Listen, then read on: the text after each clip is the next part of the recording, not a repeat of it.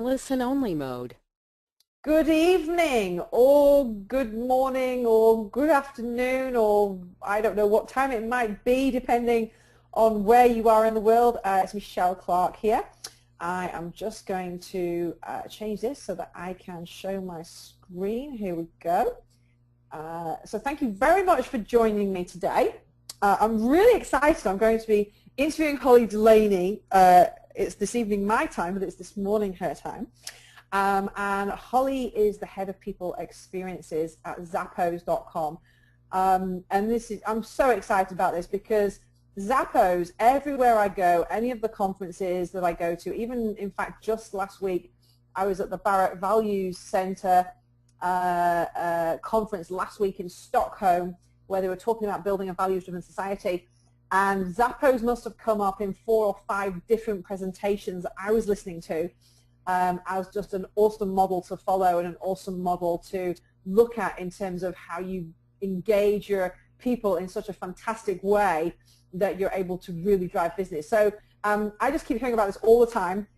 Hollie and I got connected up and we were talking about the work that she does at Zappos and the amazing results that the company is getting. I was so excited to hear about what they're doing, specifically about the work they've been doing around creating a holacracy, which I'm sure many of you have heard of. Probably lots of you haven't heard about it as well. It was a new term for me when I first heard about it. I saw it a press release about Zappos being one of the first major organizations to implement a holacracy. We're going to find out tonight exactly what that is and what that means. Now, Hollie is just an incredible person. Every conversation we've had has just been so much fun and so inspiring for me, and I've had an opportunity to learn. So I'm excited tonight because I'm going to be sharing some really cool stuff with you, but I'm going to get to learn all about it as well. And Hollie has been described by smart recruiters as one of the 10 most influential HR practitioners. So welcome to the call, Hollie. How are you doing? Hi there. Hi, I'm doing great. Thanks for having me. This is going to be exciting. Yeah, it's going to be really exciting. So thank you for giving us some time. And what time is it for you? You're in Vegas today. I am. It's 10 o'clock in the morning. Okay, so not too early in the morning on a Monday, but it's 6 o'clock here in the UK in the evening. But we do have people who've dialed in from all around the world, so it's going to be all kinds of times. So, Hollie, thank you so much for being here tonight. Thank you also for agreeing to come and speak at the Trust Conference in September. We'll talk about that later on as well. So, first of all, tell us a little bit about Zappos for those people that maybe don't know that much about Zappos and what it is that you do. I mean, what is the Director of People Experiences? What does that even mean? Sure. So first, Zappos is an online retailer here in the U.S. So we started out selling shoes. That's our call to fame. That's our basis of everything. Yeah. And then we've grown from there to sell clothing and handbags and accessories, housewares. So we've taken the product lines to a variety of different things now. One of the things that we really strived for in the very beginning is to be the best customer service company out there. So we're a customer service company that happens to sell shoes or handbags or whatever it is. So we really based everything we do on customer service and delivering happiness. You see yourselves as a customer service company and what you sell is secondary? Yes. Interesting. Ah, that's cool. Yep. Now, go on, sorry. I was just going to say, and so my position here as Director of People Experiences is the purpose that we strive to achieve in the PeopleOps department is to provide the best workplace possible for employees, so that they feel respected, they feel trusted, they feel empowered, engaged, inspired to be able to deliver that customer service to our customers, to our vendors, to everybody we come in contact with.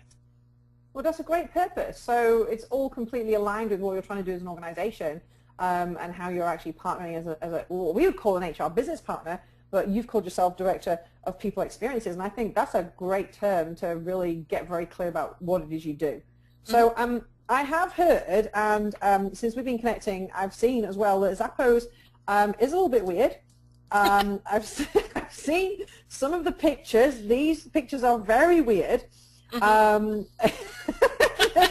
There's a guy who's like or I think she's sitting on a desk on top of somebody else's desk, like a double-decker desk. That looks quite non-health and safety to me. This is a place I'd like to work. Tell me what it's like being an employee in this place, Hollie. Sure, it's awesome. It's an awesome place to work. It's an awesome place to be. We really enjoy life at Zappos. So it is a bit weird. I remember when I interviewed for the company, they asked me on a scale of 1 to 10 how weird I was. And I was like, this is a great question because I'm a little bit weird myself.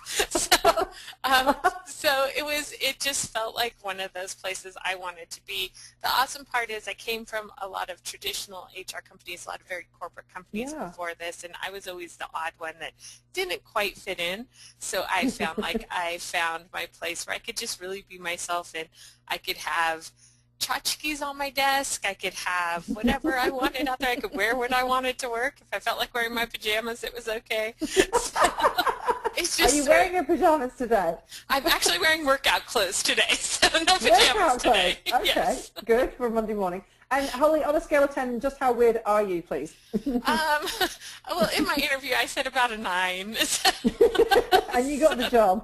Yes.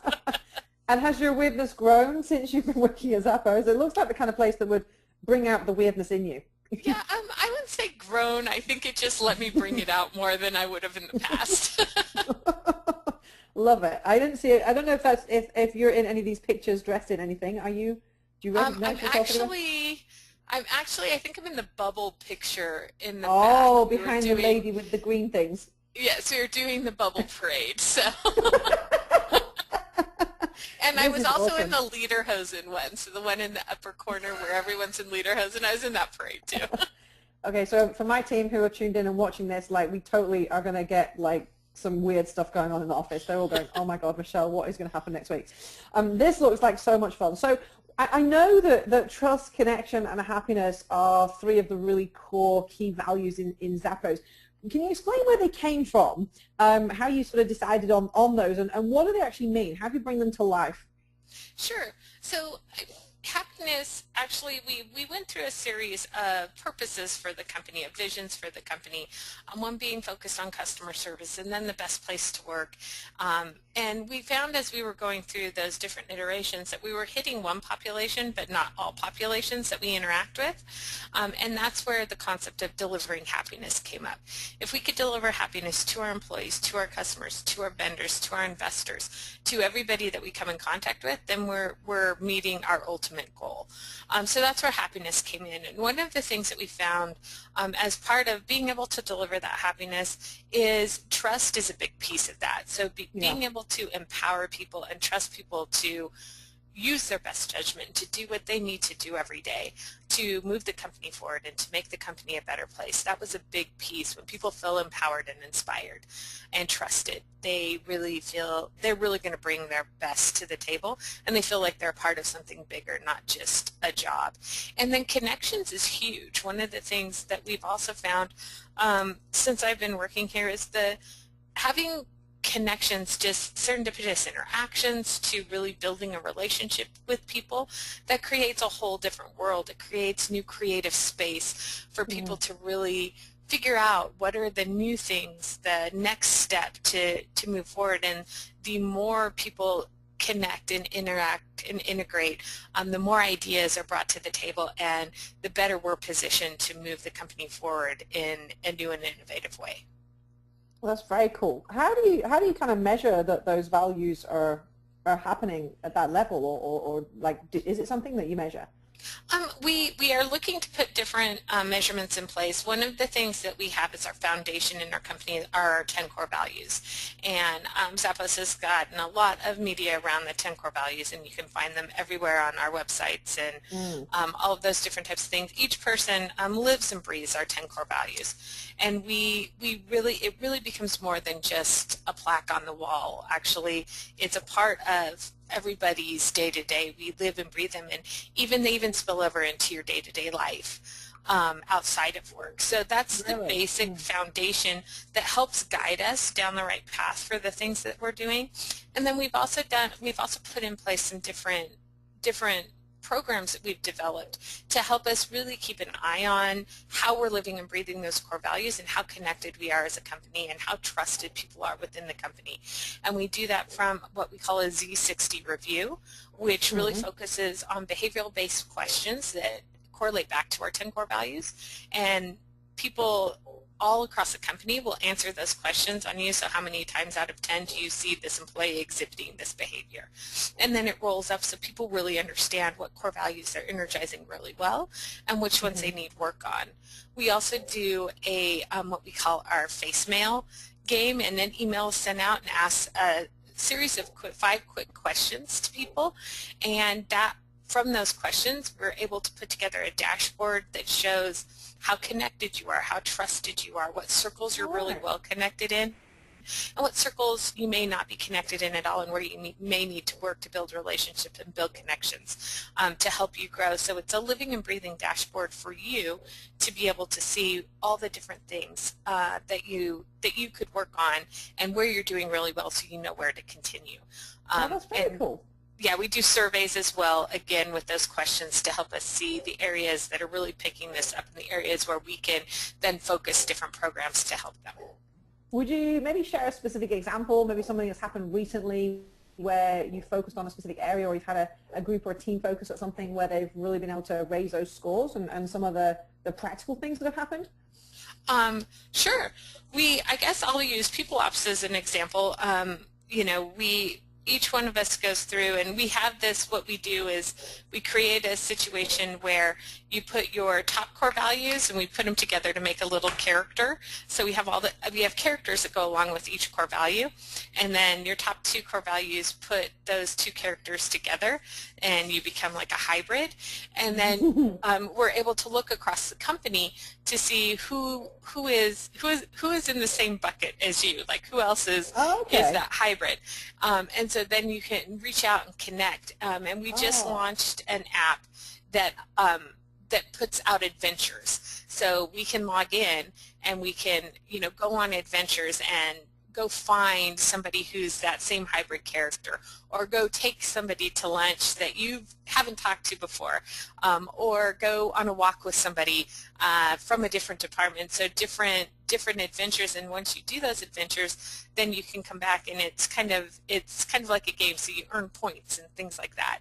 That's cool. It's a lot of fun, and it's helped grow connections and build relationships across our organization, which is really good for us, because one of the things we want to see from a PeopleOps perspective is in what we call our bubble map, which shows how connected you are. We want to see PeopleOps being kind of in the center of that bubble map, because that means they have connections across the organization, not siloed in one color, because that means we're not spreading out there and getting connected with the entire organization. And so we've seen this. How many people are you talking about, Holly? Like, how many people across your organization there? We have about 1,500 people across the organization, and we have about 65 people in PeopleOps. I mean, that's a lot of people to get connected with. Like, it's very unusual in an organization that size to have such high levels of connection, right? So this is sounds like the kinds of things you're doing is really reaching out and making a big difference. Yeah, and that's what we're trying to do. One of the things that when people would ask me what keeps you up at night, and this actually we started looking at how to do this about 4 years ago. And one of the things that keeps me up at night and other people on my team is, how do we maintain that connection and that family feel like we did when we were 300 people, 100 people, at 1,500 or 2,000 or 3,000 people, and what are things that we can put in place to help ensure that we don't move into this disconnected company, but we maintain the connection and the trust and the happiness that we're really striving to achieve. And what are some of the top things on your mind when you ask yourself that question that you're looking to see happen in the next few years? The biggest piece is how to continue to sustain and grow our culture. Culture is the very most important thing to us at Zappos. We really want to have a culture where people are happy, want to be here, want to work here, and really see it as more than just a job. And so how do you sustain and grow that culture as you grow as an organization? Because you often break off into silos, and you often break off and subcultures emerge, and they may or may not have to do with the overall culture that you're trying to achieve at the company. So how do we maintain that focus as we grow, as well as allowing that freedom within an individual or the different pieces of the organization to grow organically as the company grows. And so really working on building that foundation and giving people clear, transparent access into what that culture means and how we can continue to grow and innovate. Cool. All right. Great. So I think this is the thing that I get kind of really interested in. I've been doing a lot more research around this since we talked about it as well. And Zappos is really one of the first major sized organizations, and certainly the best known one, to actually have implemented a holacracy. Very popular with small businesses, and like you said, easy to do when you're a small family-based business. But as you start to grow, it's much more challenging. And before we sort of go into the detail around what you've done and how you've done it, first of all, for those who aren't familiar with the term, what is a holacracy? What's the easiest way of describing it? Sure. It's a way to organize as a company. So it's an organizational design that you put into place that distributes authority across the organization. So you still operated with a limited hierarchy, but the hierarchy is very limited. It's moving away from a traditional hierarchy where you really focus on heroic leaders to help move the company forward. And you move away from that into a trusted organization where you distribute the authority across the organization to put that trust into each individual that you're working with in the company. So you have less of the top 10% that is making all the decisions leading for the company, and looking at the entire organization as a whole by clearly distributing the authority across the company and providing that clarity to the company so people can see who is responsible for what. So does that mean that everybody, including the folks on the shop floor, all have a responsibility in decision making for something in the organization? Yes, that's exactly what it means, and it's well defined within a program that we have called GlassFrog. And so what each person is accountable for and responsible for is clearly defined within that system. So at any time, anybody could look up who owns that authority, so they know who to go to. So it's not going to me as the director anymore. It's figuring out who in PeopleOps owns the authority for the things that people are interested in or have questions about, and going to that person directly versus coming to me to answer on their behalf. Well, that sounds kind of interesting to implement. Now, what happens to the leaders in the organization who have understood hierarchy, have understood the traditional way of operating? What becomes of them, and how do they sort of let go of the need to hold accountability and make decisions and be a traditional leader? This was a hard one, especially for me. We were the pilot group for this organizational design when we started to make the decision to go down this road. And when this first rolled out, one of the things that I really thought as I looked at this is, I thought I was doing this right now. I'm already doing this. I'm already giving the people in my organization the power to carry out their jobs and to do this. So when we first started, I was curious, how is this going to work? How is this going to be any different? What I saw as we went through this, and what I learned as a leader within the organization, is a couple of things. The first thing I saw is just the hierarchy in place itself demanded a certain level of, I guess I would say, respect in a sense. People didn't feel like they could make decisions without me out of respect because there was this hierarchy in place. When you tore down that hierarchy, all of a sudden people felt like they had permission to move forward and to do different things on their own without having to run that by me, which I didn't really see was in place until we tore that down. The other thing that I learned was I just need to be a different kind of leader. So it's not that I don't need to be a leader. I'm just not a leader in the sense of I'm watching what you do every day to make sure you're doing it the way I think you should do it. Now I have to lead. I have to be an inspirational leader. I have to be somebody for people that help them realize their potential and their ability to lead their own areas within the business and help them grow and help inspire them to get to the next level. So it becomes, instead of being a more technical, no, you shouldn't do this, yes, you should do this type of leader. It becomes a more mentoring, coaching, growing relationship where I'm there to help them realize how they're going to do their jobs. Wow. Okay, loads of questions. Let me see where I want to go next, first of all. So, like one of the things you talked about earlier on was identifying heroic leaders. What's a heroic leader? Can you describe how you identify them? What is a heroic leader? Sure. A heroic leader to me is that person that you always go to because they just can get stuff done, right? You always go to them, you give them all of the different things because they're going to be on top of it, they're going to deliver results, and usually what happens is you have a small number of them that you overload. They end up burning out really quickly because there's too much work on their plate. They're trying to delegate the best they can, but they also feel that it's necessary that they have their hands in all of this because they've been tasked to deliver everything that's there. And so all companies have these people that are these trusted high performers that you just tend to give a lot of the work to because you know they're going to come through. They do it, yeah. Yeah, and so those are what I'm talking about as the heroic leaders. Now that doesn't mean that those people don't have a place in the organization. They absolutely do. Those are your high performers. Those are the people that you want to be a part of your company. What this system does, however, is it creates a situation where that person doesn't have to feel the responsibility of taking on all of that. So instead of having a whole bunch of things and doing everything okay, they have the ability now to focus on a few of those things and do them really, really well. Yeah. Because the rest of that is distributed across the company. Yeah, across the company in the system. So they don't have to feel like they're responsible for it all. Got it. Now this goes way further than self-managed teams, right? I mean, yes. This is like, would you say is a holacracy the opposite of a hierarchy? Because you said earlier on that you still have a hierarchy.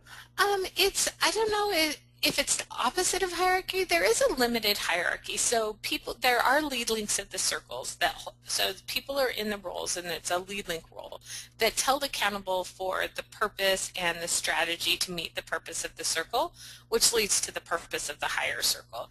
They have the ability to add and remove people from roles. They have the accountability of helping to prioritize work. So if they're seeing from the scope of work of the circle that something really needs to be done, they can go back and tell somebody who's holding a role, listen, you have all of these accountabilities in your role, I need you to prioritize this on top. So there is a limited hierarchy that's involved. What it does, however, is, let's say Tony, who's the CEO, for example, he comes to me and he says, Holly, I don't like how you're running recruiting, for example. Right. I don't like the recruiting process, so you need to change it right now. He has no authority to do that. Okay. What he can do is he can bring to a governance meeting and propose accountabilities to add on to my roles in that process. Okay. And that'll go through a process where I have a say in what the outcome of that is, as well as other people in the circle have a say in what that outcome is. So then if the accountability ends up being added, then it's my job to figure out how I'm going to enact that, how I'm going to prioritize that, and what I'm going to do with it. So in the old world where Tony would possibly come and say, hey, you need to change this and change it now, he no longer holds that authority, just like I don't hold that authority, and so on. So does it become a community decision-making process? Is it democratic?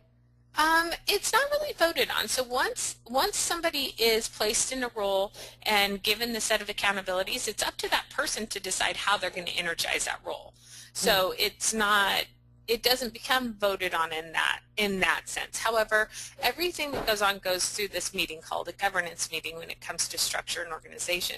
So everybody does have a say. They have a space to be able to give their ideas and their opinions around the different things that happen, and then it's up for the role holder to take in all that information and make the best decision that they can to move their roles forward. Okay, great. One of the things you said as well was when you set up the pilot group with your team, and one of the things you had to do was really kind of tear down that hierarchy. Like, what did you do to tear it down? I mean, I'm like thinking, like, what's even the first thing that you would do to create this structure, this collaboration structure? Yeah, it takes a little while, and one of the things I really noticed in the beginning is we'd be in meetings and people would start to talk about something that they would want to talk to, but look to me for the go-ahead. So they would turn in the meeting and look to me like, is it okay that I talk about this, or is this what you want to You hear? turn around and look the other way at this point? Yeah. Well, and at that point, what I had to start doing is basically just saying, listen, this is up to you. I don't hold authority here. This is completely your authority. This is yours to run with. And to the point where in some cases I actually backed out even more. One of the examples we had is our team wanted to enact all PeopleOps meetings again, so do some team buildings with the entire PeopleOps team, where in the previous world that was me who would organize that, get that done, all of that type of stuff. And people would come because the director, I mean, they wanted to be a part of it, but also the director says this is what we should all do, so everybody's doing it. And one of the things I actually did is when that came up, I said, great, whoever wants to own that and pick that up, make it happen. And I purposefully didn't do it just because I didn't want to reinforce that hierarchy. Yes. And so it's things like that. It's little things. It takes time. Like we've been doing it a little over a year now, and it takes time for people to get used to it, because what I've also found is it's a lot easier to throw down the authority than it is to pick it up. Yeah. So people have a harder time picking it up and running with it than it is to throw it down. So I'm going to come back to that in a minute as well. So another question is like what happens when people just make bad decisions? Like, I mean, does that happen? And then what happens if like there's a decision and it doesn't go the way that you would have hoped it would have gone? Sure. Yes. Of course, people are going to mess up. That's part of the process, and it's actually one of the core values that we have is be adventurous, creative, and open-minded. And what that means is take risk. But when you take risk, you risk failure. It's going to happen. That's the only way we grow. That's the only way we learn, and that's the only way we get better. So of course that's going to happen. People aren't always going to make the right decisions. But what happens is there's a system that people can bring that up, and it's not just one person bringing it up, but now you have an entire group that sits in a circle that we hold each other accountable and we talk through those things. And so if I do mess up on something, I have this group where I can go and say, I made this decision, it didn't work out. I'd like to hear thoughts from you guys on how do you guys think I should fix it? So then I have resources that I can use to help me correct and help me make a better decision next time. We do have resources. We have what we call hashtag mentors. And so people that have that experience that people can go to and say, I'm not sure what to do with this one. Can you help me? What are your thoughts? Or I messed this one up. How do I fix it? And you can give them advice, and then they can choose to take it or not take it. And like I said, there are ways set up that, of course, people are going to have to be exited from the company. All of this stuff still exists. But there's ways to make that happen, so it's not just one person making the decision, but it's being able to give proper feedback, proper advice, helping people see where they're doing really well and where they're falling down on the job, and then go through the steps in that way, and it's not coming from just your boss. And that's what we're building right now, is that 360 component, that ability for people to have a living and breathing dashboard to see how they're working within the system. So talking of people exiting the company, like what's been the impact on the turnover in the company? Do you have, and do people just sort of exit themselves? Do they say, this isn't for me, I need to go somewhere else? Or do you find that people say, whoa, this is the most awesome place I've ever worked, I couldn't imagine being anywhere else? Like, what's happened to your retention? Sure. So our retention has remained pretty steady. So Zappos has always been not a company for everybody, and we've always admitted that. We are unique in a sense. We're unique in a sense that if you're somebody who wants a 9-to-5 job where you come in and put on your headphones and do your work and go home, this isn't the place. And we understand that, and one of the reasons why we put in the offer, and I can explain what that is, but we put in the offer and some other programs that we have to allow people to make those decisions on their own. And this is just another step in our overall culture, and actually is the same thing. This isn't going to be for everybody, and we do know that.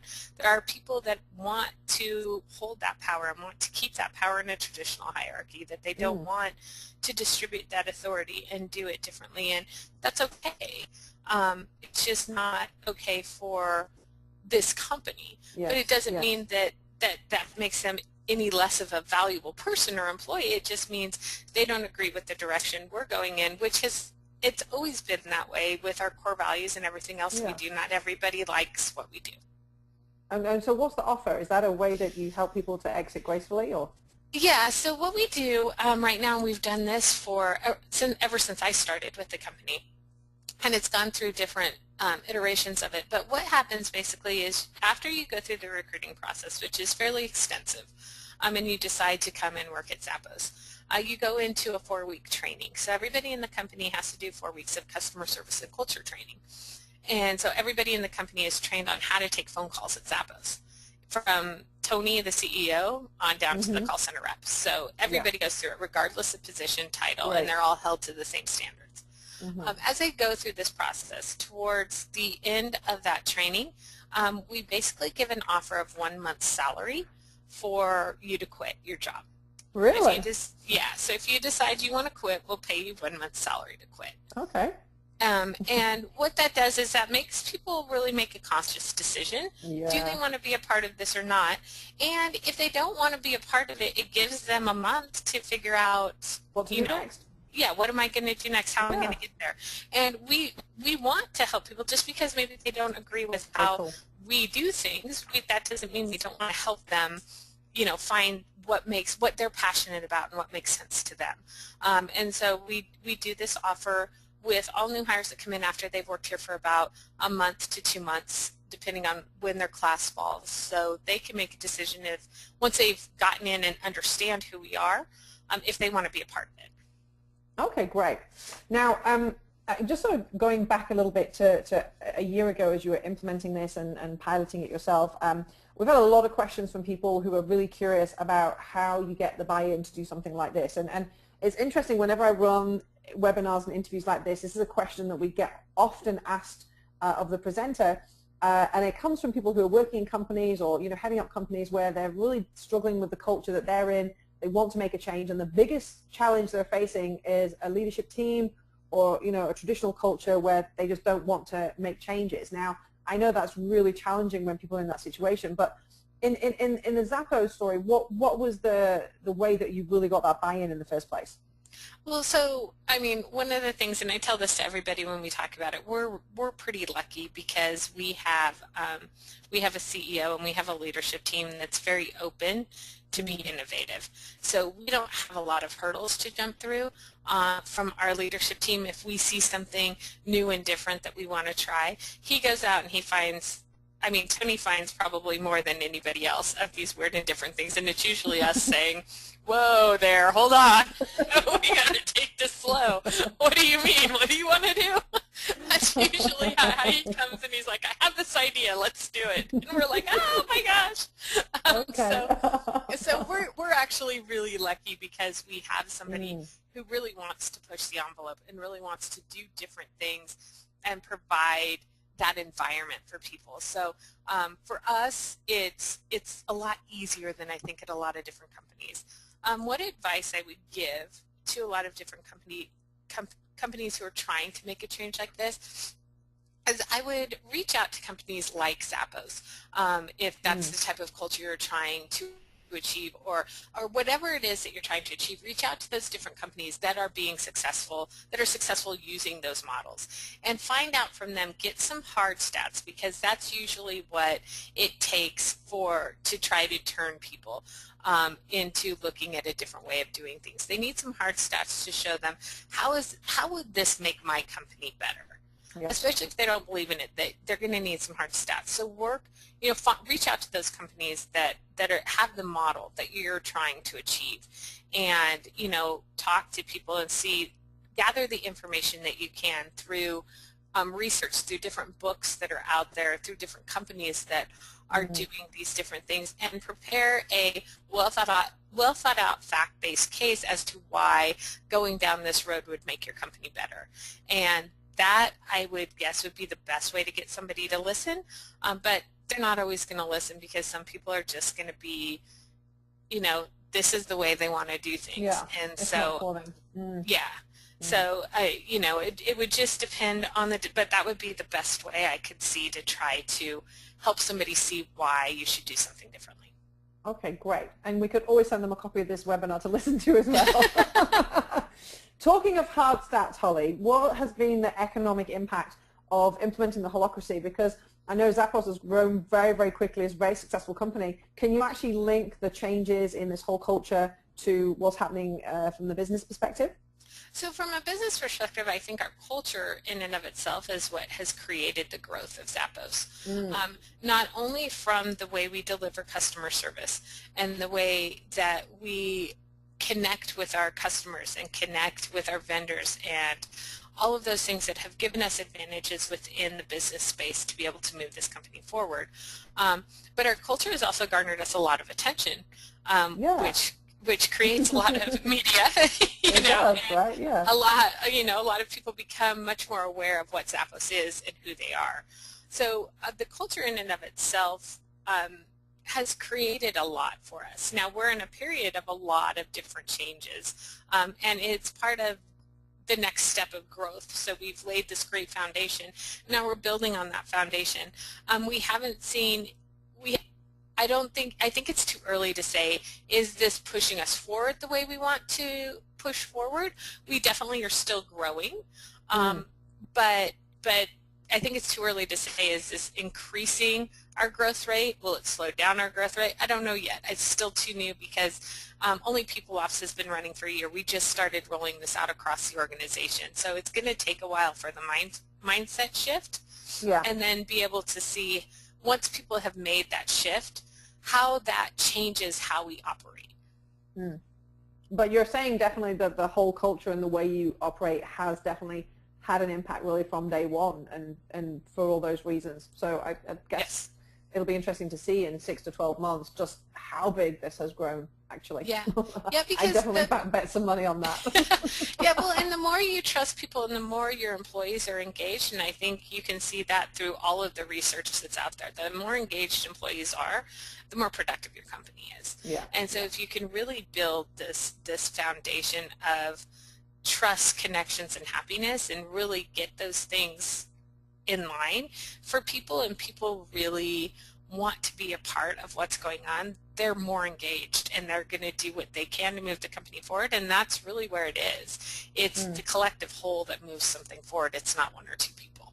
Okay, great. Now, I know it probably hasn't all been plain sailing, and you alluded to a couple of things that have been challenging, that you've really thought through. Like, what would be one or two things that you would have really done differently in the past 12 months? In the past 12 months, I don't know that the pilot necessarily was the right way to go, because it created a situation. We learned a lot from it, but at the same time, we created a situation where one small team was ready to move in a completely different way than the rest of the organization, and it created some difficult times, which I thought maybe the group that we picked for the pilot group wasn't the right group. I think that maybe because of the change that needs to happen, especially from a leadership perspective, maybe we should have done it like a senior leadership group was the pilot. So there was that mind shift before we rolled out to other people within the organization.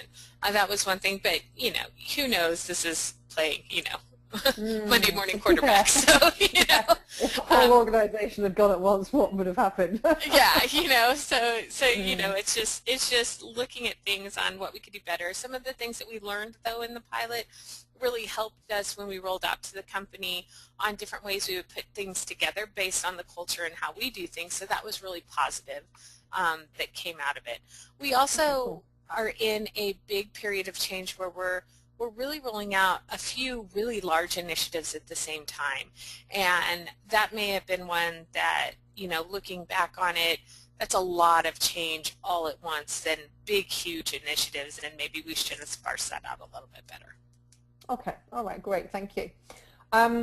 Now, Holly, one of the things I wanted to share as well, and you just did talk earlier on, one of the pieces of advice you actually shared in answer to a lot of questions that people were asking was to go ask a company like Zappos for some advice, get some information. One of the things that I found, which is just awesome, and I don't know if people on this call are even aware this exists, is Zappos Insights, which is a whole team and a whole website full of awesome, amazing tips and its resources of how to actually build this culture in your business, and some great workshops. I mean, I'm signing up to come do some after the Trust Conference because I want to come and do like the 3-day immersion, and I've seen your customer service program. Amazing stuff. Do you want to just share a little bit about what Zappos Insights is about and what it does and how people can access that and what they might want to use it for? Sure. So we have Zappos Insights is a team of folks that we put together here at Zappos to really help give people insight into how we do things. And one of the things that they are really good at, we have a website where you can see just that breaks down just how we do things here at Zappos. But some of the other sessions, the 3-day immersion, the Q&A, some of the other things that they offer through Zappos Insights not only helps give everybody an idea of how we do it if they're interested in that, but also they really talk about this is how we do it, but that's also not going to work for everybody. So how can we take this back to our companies and really make a change there? And so they spend some time talking about those types of things. So it's just a lot of good information, especially if you're looking to make a cultural change. This would be a good place and a lot of good people to talk to about that. Great. Well, I highly recommend everybody click on that link and take a look. Follow the Insights team on Twitter or on Facebook. There's some really cool stuff that I've certainly been seeing these last few weeks as well. Now, Holly, I'm really excited to say that you are actually coming to speak at the Trust Conference this year. You're going to be flying from Vegas to London on September 11th. And I want to share with everyone just now a little bit about the Trust Conference. We're going to come back and go through some more questions because I've actually got a stack of questions still from people who already mailed in earlier. I know we've answered some of them, but I've got some more that I want to go through as well. But I just wanted to share a little bit about the Trust Conference first of all. For those people who are interested, we've got a special opportunity just today, only for the people who are on this webinar. If you registered and you're not here, you're not going to get this. So it's just the people who've shown up today because you're here with Holly and I. And Holly is excited to be joining us. You may already know as well, so Bob Geldof is going to be our keynote speaker at the Trust Conference. It's on the 11th of September in London. This year, this is the second year we've run it, as well as being able to attend in person. If you can't get there in person because maybe you're in another country, you can also join us online as well. So that's another bonus this year. So we've got Sir Bob Geldof, we've got a host of other really cool speakers. Holly, of course, is flying over, as I've just mentioned. Stephen M. Covey, best-selling author of Speed of Trust. We've got Penny Power, who's an OBE here in the UK, teaching about trust in the social media platform. We've got Stephen Kotler flying in from the US to talk about the rise of Superman and how flow increases productivity. It's just going to be an amazing, amazing day, and the whole conference focused at trust. And there's just no one else in the world doing this right now, focusing at trust. Why is trust important? What is trust? How do you improve it? How do you build it? And you're going to hear, just like you've heard from Holly today, there's going to be a lot more coming from Holly as well, but you're going to hear from these other speakers real practical things that they're going to share with you that they've done to massively increase trust that you can actually apply straight into your business. So the whole day, you're going to walk away with a major toolbox full of practical things to do to build trust in your organization. So Holly, I know you're going to be flying all the way from Zappos. I'm so excited. Do you want to share a little bit about why you're committed to being part of this conference with us? Absolutely. I'm excited to be a part of this conference because it's going to be one of those conferences that really is going to allow you to take something new and innovative back with you to your company. There's a lot of times conferences focus on best practices and things like that, and that's all great. But what I'm really looking for is how other people are doing things. What is the new way to do things? What are people saying out there on the street? What does that workforce want and need to really take things to the next level, and I feel like the speakers here and what I'm hearing about this conference is really going to provide that. So I'm really excited to be part of that and bringing back new things to Zappos to be able to create something new. Great. So you're coming as a participant as well as one of our keynote speakers. Yes. Great. And what can people expect to hear from you, Holly, when you're sharing at the conference this year? Sure. I'm going to be talking about how we developed a trusted place for employees, the different things that we did when we developed our core values, why we think all of that's important, and then some personal stories of how I've grown and what the culture in the company has done for me personally being a part of it. Oh, wow. Cool. Very cool. Looking forward to hearing that. So let me share with everyone an opportunity just for you guys today. By the way, we've already got 350 people who've bought tickets and are going to be joining us. We've only got space for 800 in the actual venue. Those tickets are going to sell out, and there are some available online. But we have a special offer just for the people on the call today. And my friend Penny is also on the call with us today, so she's going to be putting this link in the chat box for you. The first 20 people who decide to go ahead and buy one of our silver VIP tickets, because our gold have all sold out, I'm afraid they all went. But the first 20 to buy a silver VIP ticket in the next 24 hours, you're going to get 5 free Talent Dynamics profile tokens, so you can already measure the level of trust within your team and find out which profile people in your team are at. 5 copies of the book about how to unlock your team's potential to give to team members. 5 copies of our Talent Dynamics sales e-guide, which helps you to understand how do you communicate and connect with different profiles and how do you engage them in the whole sales process. A full set of all recordings from the event. So if you attend in person and you make a million amounts of notes like I do, but you still can't remember everything, you'll have all the recordings to watch later, which is really valuable. And for the silver VIPs, you'll have reserved seating near the front as well. Now, the full price of those tickets for the silver VIP is £329. For the first 20 people, we are just going to make that £99, and you have to be on this call today to be able to do this. If you can't see that tiny URL link or copy it, Penny is going to be putting it there in the chat box, and we also will send an email out to all the people who've been on this call with a copy of that as well. But it's only the first 20 who take action will get those tickets at that price. So I know there's going to be some people just jumping straight on and booking that. So I'm going to leave that up there, Holly, while I come back, because I did have loads of questions from people who are on this call. So I've got some specific ones that I wanted to pull out. Now, here's one from quite a lot of people asked this. We had Katie and Joe and a number of others who it sounds like their business is in startup phase, so they're not in a position that Zappos is in. And they're saying, how do you actually create a culture like the one you have in Zappos from the get-go? If you, Holly, were in a position of creating a startup tomorrow, what would be, let's say, the top 3 things that you'd focus at? Sure. The first thing I would do is really sit down and decide, what is it that I want to be? What is my purpose? Where do I want to go? So really do some good thought process in figuring out what environment do you want to have as a company, and what overall purpose as a company do you want to meet. I think it's really important to really understand and define that, because then that's how you're going to take the next steps to build it. So that would be the first thing that I would do. And then once I did that, I would put in the values. So I would talk to whoever's part of the company right now. So if that's 5 people, if that's 100 people, wherever you are in that process, really talk to those people and really understand, how are we going to shape this organization to meet this vision or this purpose? What are the behaviors that we want to see people exhibit on a daily basis? And that's how I would build the values that I want to see happen within the organization. And then once I had that defined and that figured out, then I would commit to living and breathing that design, good times and bad times. It's really easy to keep with something when the good times are there, but when bad times come up, it's a lot harder to stay committed to what you really want to do as an organization. So that's what I would do then. I would just commit. Do you have a tip for what happens in the bad times? Because we all hit those, right? Oh yeah, definitely. And you really just need to stay strong and commit to what you want your company to be. I mean, we had to do layoffs in 2008, and that was really difficult for us as a company, because we are such a family-oriented company. Everybody in the company is part of your family.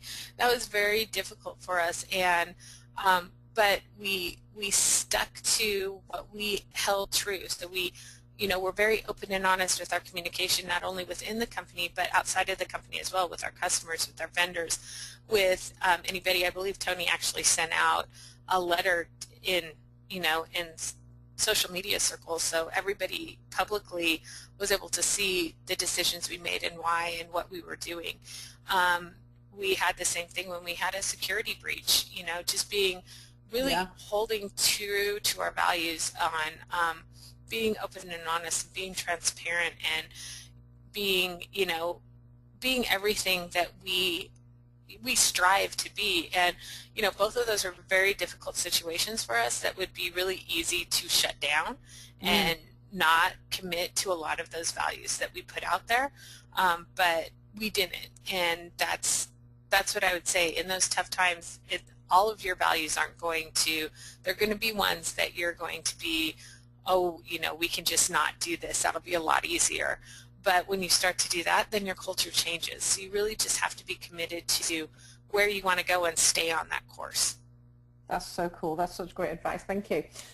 Now, talking of purpose, you said purpose would be the number one thing that you define in that startup phase. And I had a question here from Lizette. She said, how do you create a great culture in an organization where they traditionally haven't focused on values and behaviors and there really isn't a general focus on purpose? Like, do you think it's even possible, Hollie, to do what you've done without having those two core foundations?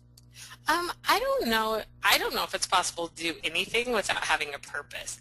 Even if you have a crappy purpose, it's still a purpose, right? Yeah.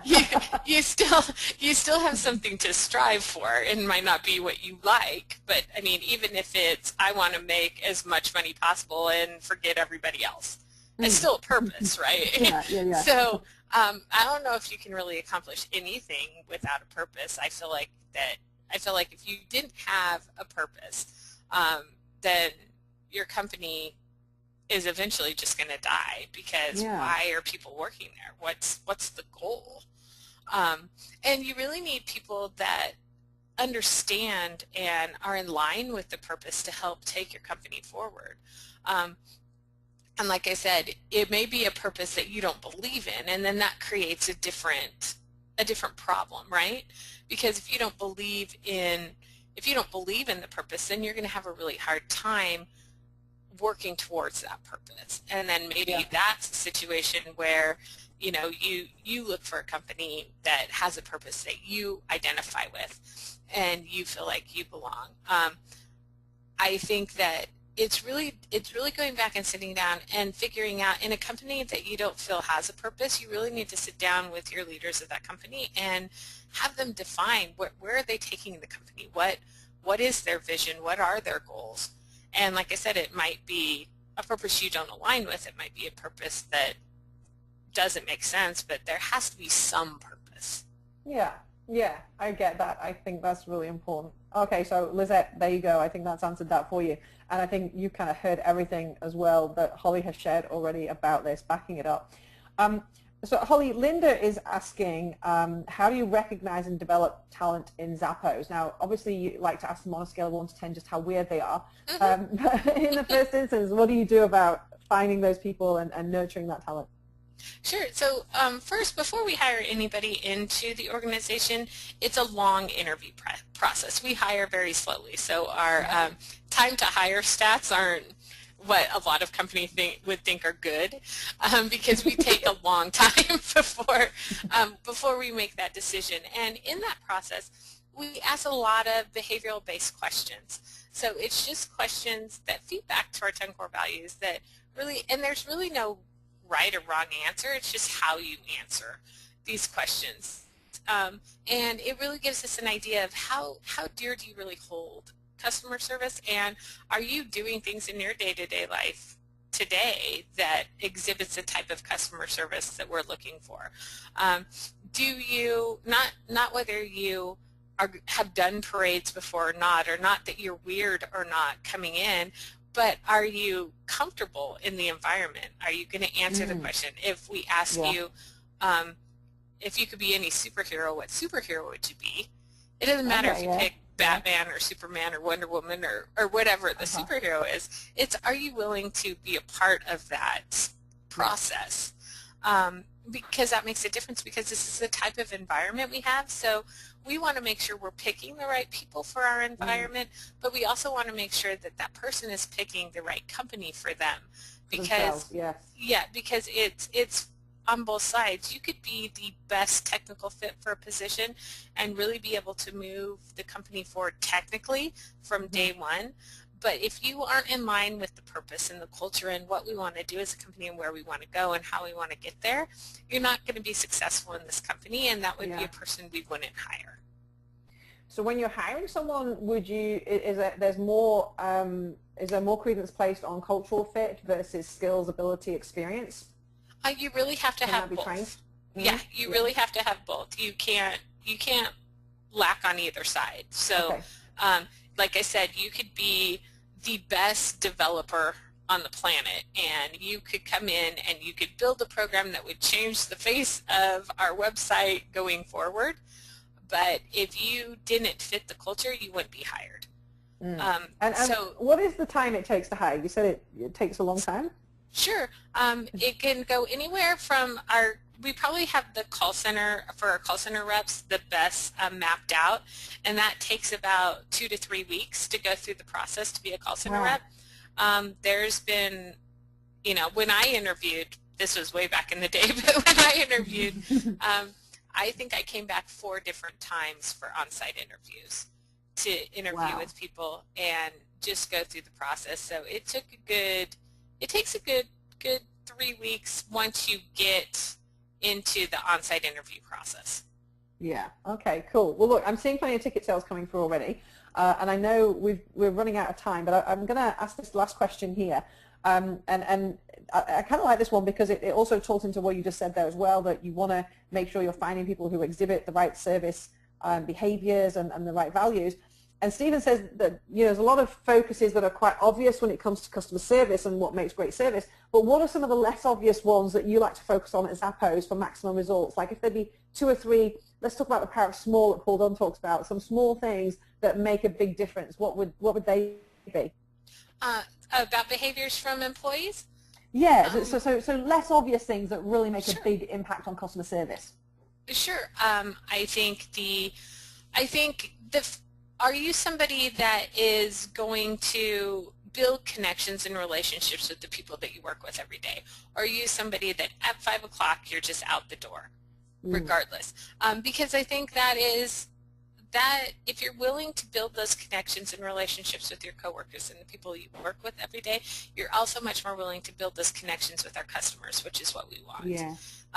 And so I think that's one of them. There's a lot of people, especially in the HR space, that think building relationships with employees is not the right thing to do.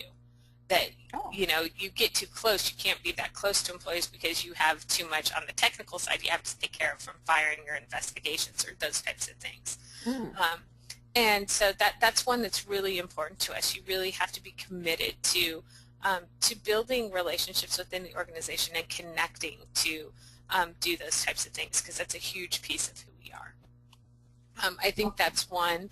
I also think the open-mindedness and being able to take risks and thinking of things in a different way is huge. And that goes back to customer service. A lot of call centers have scripts and call times and things like that. We don't have any of that stuff on purpose. It's our design, and we do it because we don't want a scripted conversation. We want people to connect. We want people to feel like they can call us. And we've had situations where people have called us and asked where they could get a pizza, and we help them find the best pizza place wherever they are. Situations where we don't sell something, but we'll spend an hour on the phone with somebody helping them find what they need from other websites. And those are the types of things that we want to provide, and people who are tied to a script or tied to a best practice or are unable to really think differently aren't going to feel comfortable in that environment. Hollie, I'm so sorry we're out of time. It seriously has been such a pleasure just chatting with you, and I have got a stack of more questions, but I'm going to have to hold on to them now till the Trust Conference. It really has been a pleasure. Thank you so much for being so open and so generous with your sharing. I know that's part of how Zappos is, but just wanted to thank you for being here this evening. and for joining us in September at the Trust Conference. And thank everybody who's been on this call as well this evening. If there was one thing you would like to leave everyone with tonight, stroke this morning, that's kind of your golden nugget, Hollie, what would you just like to leave everyone with this evening? I would just say find what you want to be a part of, find what drives you, your passions, and then don't give up. Look for a way to make a change, even if it's a little change. Look for a way to inspire somebody, even if it's just one person, and that makes things better. Beautiful, absolutely beautiful. I shall look forward to meeting you in person in September, Hollie. Thank you so much again, and thank you to everyone. Bye for now. Bye-bye.